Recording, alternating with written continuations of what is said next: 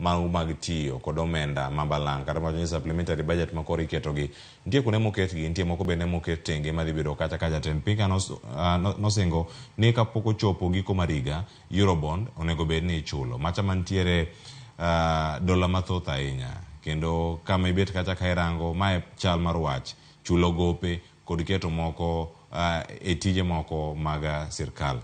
Wabedo gi thuolo machalo nade e kinde mwantiere godo kapok watieko higani? Erokamano ahinya Cleo. Budget mar Kenya king'iye kaka ilose, wanyalo wacho ni en gi migawo ang'wen ma very important. To chutho kama inyalo yudego makare kata kama inyalo yudego oko en at formulation stage. Anyalo wacho ni budget king'iye kaka itime en gi migawo ang'wen. Achiel ne budget formulation. Sani ema koro ikawo views mag oganda, ikawo from policy, finance, gik ma ginyalo timo, gi pachgi duto, gi paro maro mar sirikal.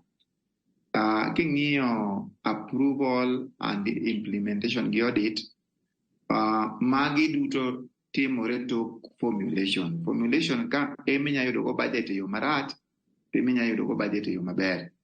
Omiyo an kaluwore gi step ma sirikal mar Kenya Kwanza koro kata sirikal mar piny owacho koro kawo mondo mi ging'igo ni areas mage manyalo miyo economy wa ok dhi maber, ging'iyo ni gin gope.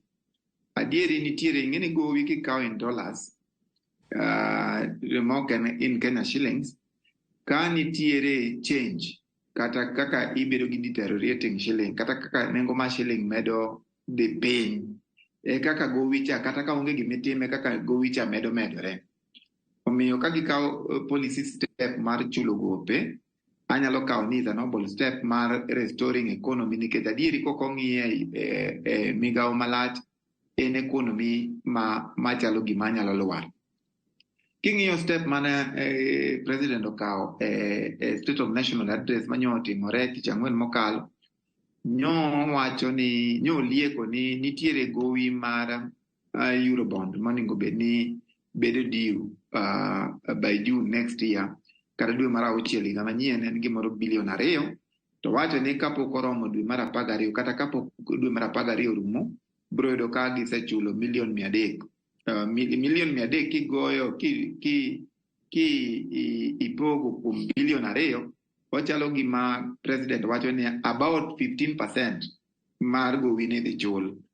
Ing'eni gima nyaka wapenje ni how realistic will it be mondo mi koro make sure ni 85% ma biro fall due by June cha wayudo, ni nikech ka wapakore kata ka wawacho gi chir ni koro to wadhi chulo gicha, to gima wawacho ni wadhi yudo nyaka December. Ing'eni sirikal ni osebedo e power for over 14 months.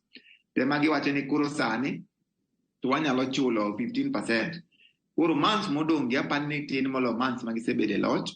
Omiyo kok wang'iyo realistic measures ma sirikal nyalo kawo mondo mi gope gi ochul godo, to economy biro bedo mana ni pod nigi problem. Koro an kaparo ni en sirikal sani ma wanyalo luonge ni sirikand jiw dendi, nikech gimomiyo waluonge ni en sirikand jiw dendi en ni kama koro wadhiye tema tekie molo kama koro waaye.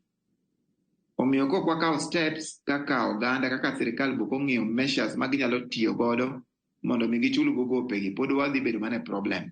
Kichak ing'iyo Cleo matut, ing'iyo ni